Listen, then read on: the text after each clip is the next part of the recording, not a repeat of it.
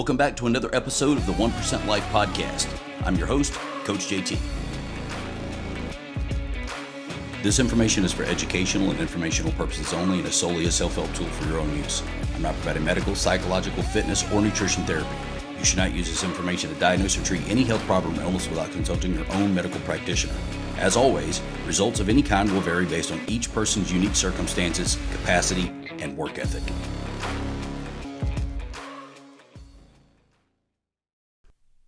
Remember being younger and looking at older people? Just seemed like so far away that it wasn't even on the radar. We were so involved in our day-to-day life that it didn't even matter. Right? When you're in grade school, people that were like 16 to 18 were old. They were adults. They were going to college. They were getting driver's license. They were joining the military. They were adults. And then when you were like 18 to 21, 30 was old. That was over the hill. Your parents were old. Until you were in your 20s. And then it was 40 was over the hill. You saw black balloons on the mailbox. It's time to throw in the towel. It's over. It's all downhill from 40. But now at 50, it's changed again. But in a very different way for me. It's not about age and years at all to me anymore. It's about biological age. I wish I would have seen it like this a decade ago or 2 decades ago. So what do you think when you look around and you see an average, normal 40 to 70-year-old person? It's inevitable. It's acceptable. I hear people that talk about growing old gracefully. What does that even mean? How much control do we actually have? Are things like premature wrinkles and saggy skin just unavoidable in your 40s and 50s? What about all that fat that's accumulating around your hips and your chest and your gut? Yeah, when I was younger, I had a six-pack. I'm too old for that now. I hear that all the time. When I was younger, I used to. Just wait till you're 30. Just wait till you're 40. You'll see. Just wait till you're 50. You'll see. Low energy? Oh man, I'm tired all the time. Just happens when you're 60. Stress, that's become a running joke. Like it's the only way to survive. It's just normal. In fact, you're abnormal if you're not stressed. People think you're lazy and unsuccessful if you're not highly stressed. And then over half the population is fat and unhealthy. I would say closer to 80%. If you go by my standard, I would say 80+%. Look around. How many lean, fit, healthy people do you see nowadays? They stand out. And then what about frequent sickness? Poor immune function. I've seen people die from all kinds of little things that just progressed because they couldn't fight them off. Right? Somebody gets a cold. 3 weeks later, it's in the chest. A couple weeks later, they got a bad sinus infection. A few days later, they're in the ER. Then it turns into pneumonia. And then they can't treat them and they life flight them somewhere else.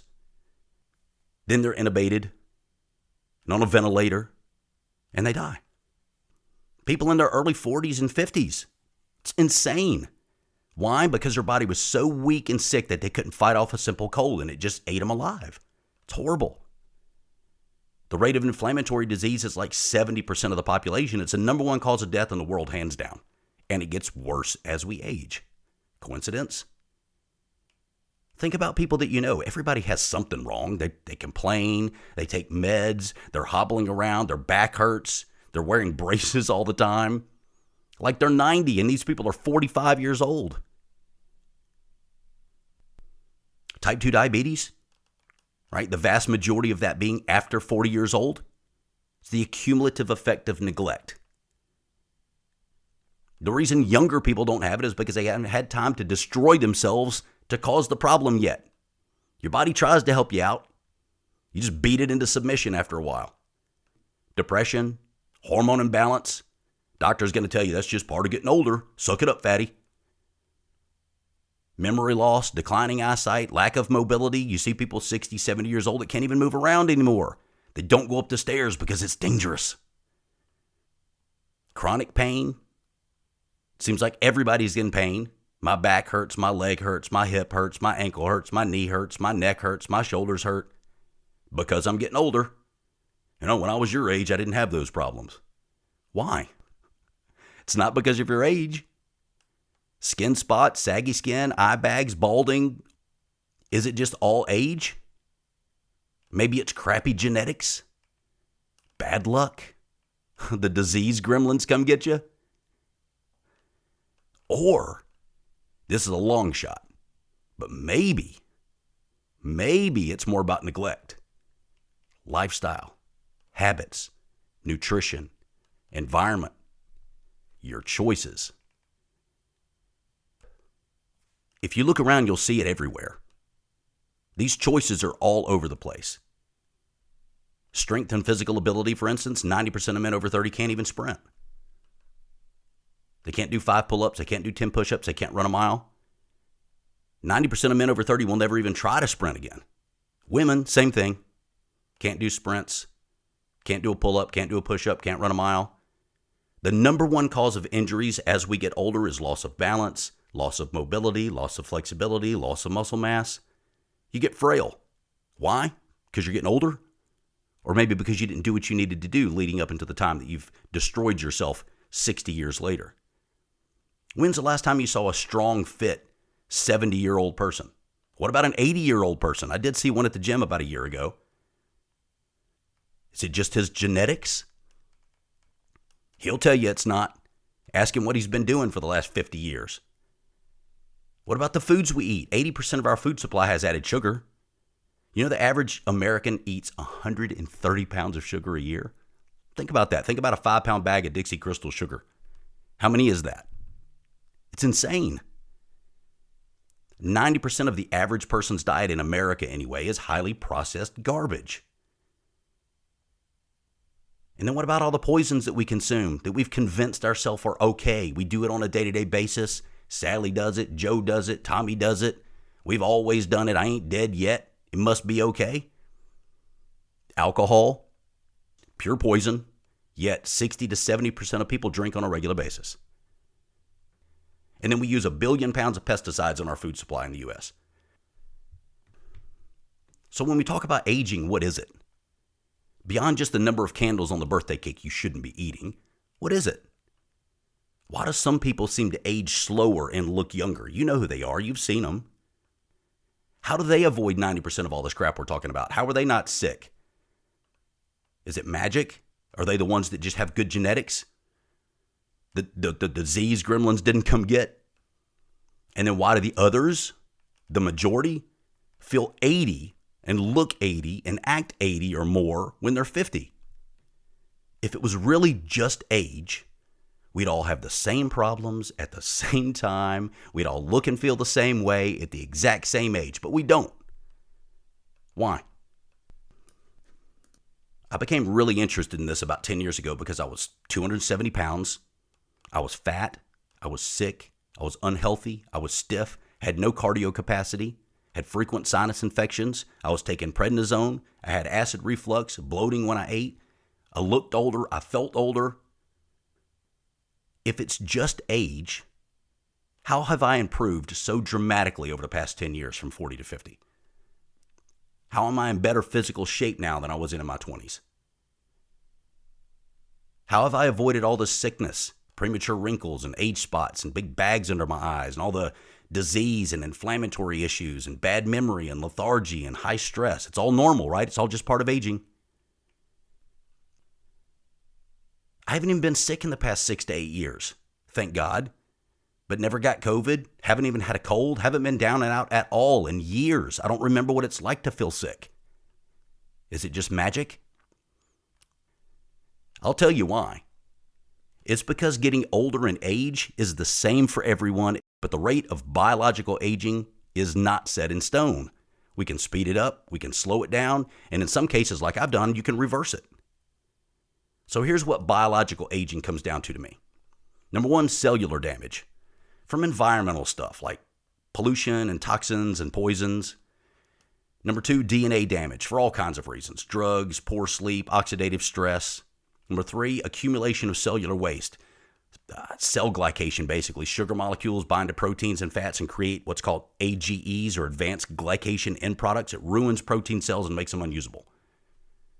Mitochondrial dysfunction, right? They become less efficient because of oxidative stress. Hormone changes, some natural, some not. right? Habits, lack of attention, poor diet, no exercise. It affects your metabolism and your muscle mass and your body fat and sex drive and energy, all kinds of stuff. And their immune system decline, right? Becomes less effective from oxidative stress and cell glycation and lack of antioxidants and poisons. Basically, a systematic decline in your body's ability to repair or regenerate itself. Which brings us to the four horsemen. There's not a disease on earth that doesn't involve one or maybe all four of the issues that I'm going to list right now. And the very first one is inflammation. Inflammation being basically your immune system's response to an irritant. It's associated with every major degenerative disease on earth. Number one killer in the world, hands down. I did a podcast on this a while back. I think it was number 9 called, diet-controlled disease maybe. Here's what it comes down to. Anything that you eat that you do not need is harmful. I put everything that I consume into one of two broad categories. It's helpful and I need it. It's harmful and I don't. And it's really that black and white. It doesn't mean that an apple is going to kill me. It just means that, do I really need it? What am I getting out of it? Am I getting some vitamins or minerals or some micronutrients that I can't get elsewhere and I need to have it? Nope. Do I like it? Yes. So now treat it with respect and be smart. Anytime you have something that you do not need, you're forcing your body to do things that it wouldn't otherwise have to do to fix what you've just done. Whether it's sugar or inflammatory foods, other poisons, whatever. And it causes Alzheimer's and diabetes and obesity and cancer and all the inflammatory issues like GERD and gout and fibromyalgia and bloating and lupus and Crohn's. You got depression and fatty liver and heart disease and skin conditions and depression. I mean, the list goes to thousands of things. And then what speeds it up? How do you cause this problem? How do you make it worse? Eating carbohydrates. Sugar, especially fructose. Let me tell you this. Fructose is more reactive and digests differently and glycates cells at 7 to 10 times the rate of glucose. It's worse. It's the worst sugar you can consume. I don't care what anybody tells you. And you can't test for it. When you go get your hemoglobin A1C test done, it's testing for glucose, not fructose. Eating processed and packaged foods, processed meats, the seed oils that I talk about all the time that everybody just seems to ignore. And then you got excessive veggies and fruits, pesticides, medications, alcohol, cigarettes, just unnecessary harmful crap. That's what speeds it up. So then what slows it down? What stops it? What reverses it? The opposite. Cut it out. What you don't do is you don't add meds to hide the symptoms. You stop creating the problem in the first place. Everybody wants to take something to fix something. Your body's giving you a warning sign. It's like the check engine light coming on in your car and you just cut the wire to turn the light off. Problem resolved. All right, cold therapy, 35 to 55 degrees, 11 minutes a week. Great for inflammation. I do it every morning, about 3 to 5 minutes. Exercise, strength, and cardio. Ground yourself every day. These are ways that you can slow down inflammation. Primarily, stop eating garbage. Next is glycation. Basically, sugar that you consume from any source. I don't care if it's a complex carbohydrate or table sugar. It's all sugar at the end of the day. That enters your bloodstream, attaches to proteins and fats, and makes what's called free radicals, or AGEs, advanced glycation end products. Causes wrinkles, dry aging skin, saggy skin, acne, loss of protein function, which means loss of cell regeneration, which makes diabetics lose toes and fingers and go blind, destroys blood vessels. This is the real cause of heart disease, not cholesterol and fat. And it ruins ligaments and tendons and causes all kinds of other problems. So then what speeds it up? What makes this worse? What causes cell glycation? First and foremost, eating sugar. Any carbohydrates will do it. Any fruit will do it. Any kind of sugar that you consume, whether it's simple or complex, will turn to sugar and cause the problem. Antioxidant deficiencies cause the problem. Too many anti-nutrients from things like certain veggies and medications and soy, etc. Stress, processed foods. Natural plant poisons can do it. Overcooked meat. The black of meat when you sear a steak, the Pittsburgh part that's crunchy and tasty, that's AGEs. It's horrible for you. Doesn't mean it's not tasty, but there's a lot of tasty stuff that I don't eat because it's bad for me. So then what slows it down? What stops it? What reverses it? The opposite again, right? Cut it out. Cut out all the sugar and the carbs, or most. Load up on antioxidants. Take B6, exercise, eliminate all the processed crap that you have. Go to single ingredient foods. Avoid excessive fruits and veggies. Next is oxidation. Oxidation is basically free radicals attacking your DNA and aging you from the inside out. Thinking about biting an apple and sitting it on the desk, that browning, that's oxidation. Cell and tissue damage from the inside out. Causes neurological disease, ALS, multiple sclerosis, depression, memory loss, additional cell damage, necrosis, all kinds of inflammatory issues, suppressed immune function, reduced collagen production, which leads to more wrinkles and saggy skin, damaged mitochondria, which means crap energy. And then again, what speeds it up? What causes the problem? What makes this worse? Number one, not having enough antioxidants, and most people do not. Having too many veggies and processed foods with anti-nutrients does that. Drinking alcohol, smoking, having those seed oils that we talked about, rancid, crappy fats, trans fats, processed foods, pesticides, medications, general pollution. So then what slows it down? What stops it? What reverses it? First and foremost, take antioxidants. Glutathione, riboflavin, which is B2, selenium, vitamin C, vitamin E, zinc, resveratrol, melatonin, those are all great. You can fast periodically. Stop smoking and drinking. 100%. Don't cut back. I won't drink as much. Just don't drink. Why are you poisoning yourself? There's nothing that you get good from alcohol but a buzz. And if you got to do that, what's your life like? You can't have fun without that? There's other problems if you feel like you got to drink. Avoid the seed oils. Avoid excessive veggies, especially ones with anti-nutrients in them. Don't eat soy if you're doing that. Exercise more often. Get more oxygen. Get outside. You guys starting to notice some of the common denominators from all of these things that I just listed? And then the last one is stress. When we're talking about stress, I'm talking about cortisol and adrenaline. They wreak havoc on your body. Okay, and I'm not talking about acute stress. I'm talking about chronic stress. Right? That causes weight gain and memory loss and fatigue and hormone imbalance, obesity from the cortisol, sleep problems, high blood pressure, heart disease, stroke, premature death, people you don't want to be around. And we're talking about chronic stress from financial stress and crappy relationships and jobs that you hate, living in the past, worrying about the future, taking on too much, offering to do everything that you can for everybody else and neglecting yourself, working at a job that you hate for decades, not getting enough sleep, convincing yourself that 4 or 5 hours a night is all right. So what slows it down or stops it or even reverses it?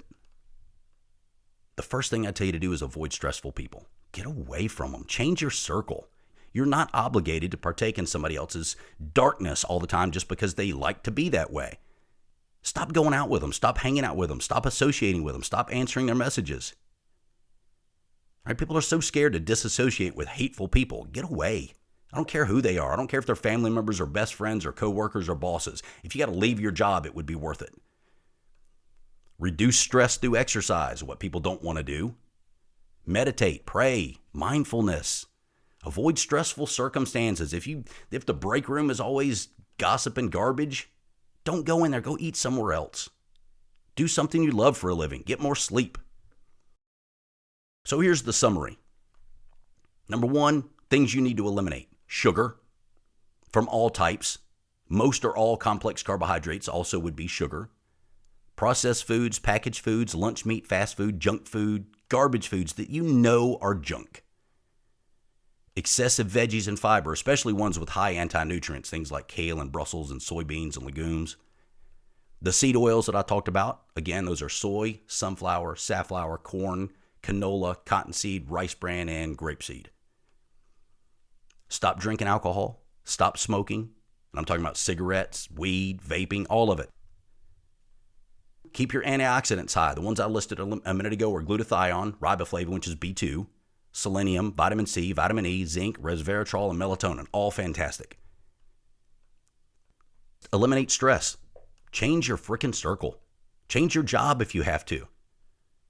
Lower your standard of living. Eliminate financial stress. Take pride in yourself. Fast periodically. Meditate. Work out. Prayer. Get adequate sleep. All things will eliminate stress. Some of those things are very simple things to do. You may feel like they're going to be super painful, but you'll thank yourself for it. Next is work out. 6 days a week. Take one off day where you just rest and recover, and even that's an active recovery day for me. Most people would say that it's exercise, going for long walks or hikes or whatever with Bethany and Samson. But I stay active on those days, but I work out 6 days a week. It doesn't mean you got to go to the gym and act like a competitive athlete and spend 4 hours a day in the gym. It means you need to exercise, lift, cardio, strength, mobility, something. I don't care if it's Pilates one day and it's heavy strength the next, and it's a Metcon workout the next, and it's sprint intervals the next. Exercise, workout, strength, cardio every day, 6 days a week. Next is hydrate. Seems very simple, but so many people don't. Most people are dehydrated. Just start with 50% of your body weight in ounces. It's a good ballpark. Okay, you can put more back when you go outside and sweat or go for long runs or feel like you need more, but just start drinking water consistently and track it. Some people think they drink enough and they drink way too little or way too much. And then add electrolytes every day, especially if you live in a hot or humid environment. Like I'm in Florida, so adding electrolytes is just something that I do every single day. Guys, all of this stuff that I'm telling you to do is not an extra 5 hours a day. Everybody hears this stuff and feels like I have to rearrange my entire life and quit my job and divorce my wife and never spend time with my kids and eliminate all my hobbies just to try to be healthy. It's just a lot of little small changes that become habits. In the end, it's like everything else. Everything. It's about choices and priorities. What's really important to you? If it's important enough, you'll find a way to work these things in. All of us are literally a sum total of the choices that we've made up until this point in our life, what we have consumed up until today. If you don't like what you see in the mirror, start making some different choices. Consume different stuff. I'm out. For more content, be sure to like, subscribe, and follow me on Facebook, YouTube, and Instagram. See you.